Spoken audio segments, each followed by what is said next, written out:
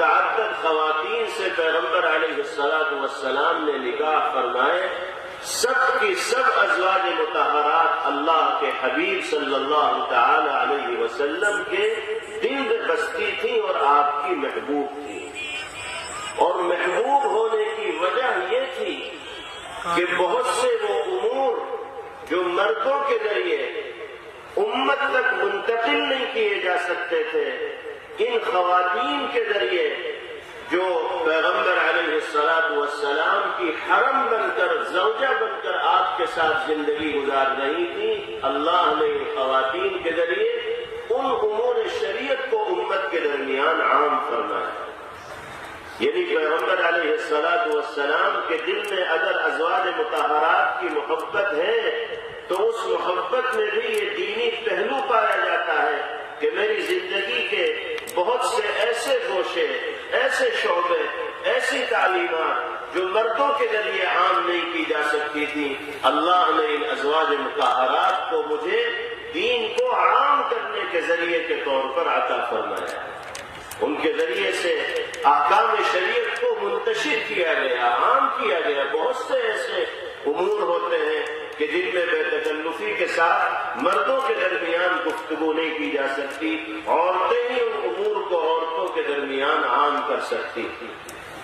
یہ اللہ تعالیٰ نے آپ کو ازواج مطہرات کے ذریعے نعمت عطا فرمائی، اس لیے آپ نے فرمایا حبب الی النساء، ان ازواج کی محبت میرے دل کے اندر ڈالی گئی۔ دوسرا مفہوم حضرات محدثین نے اس کا یہ بھی بیان فرمایا ہے کہ پیغمبر علیہ السلام خواتین کے ساتھ جس محبت کا اظہار فرما رہے ہیں، اس کا مطلب یہ ہے کہ خواتین کے حقوق کی ادائیگی کا اہتمام کیا جائے۔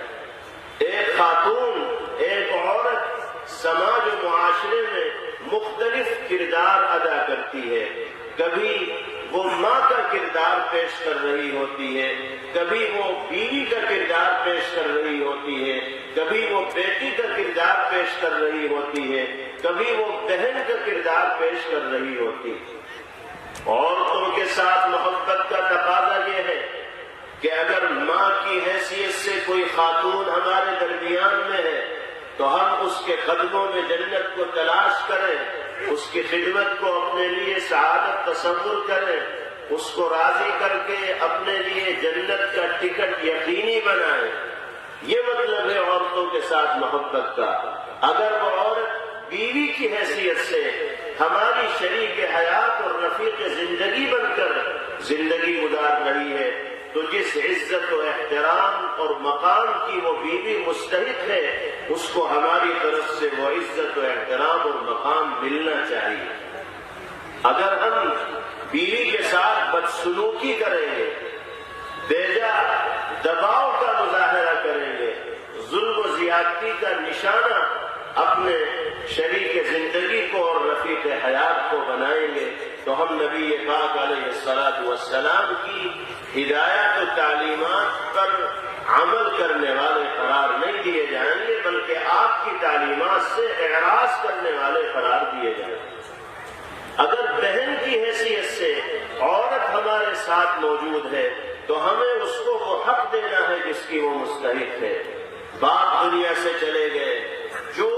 مال باپ چھوڑ کر گئے ہیں، چاہے وہ کھیت کی شکل میں ہو، باغات کی شکل میں ہو، مال و دولت کی شکل میں ہو، زمین و کاروبار کی شکل میں ہو، بھائیوں کی یہ ذمہ داری ہے کہ وہ اپنی بہنوں کو بھی شرعی حصوں کے اعتبار سے وراثت میں حصہ دیں، ان کا جتنا حق بنتا ہے وہ حق دیں۔ خواتین سے محبت کا اور محبوبیت کا تقاضا یہی ہے کہ ان کا جو مقام و مرتبہ ہے اسے پہچانا جائے اور جو حق ہے وہ ادا کیا جائے۔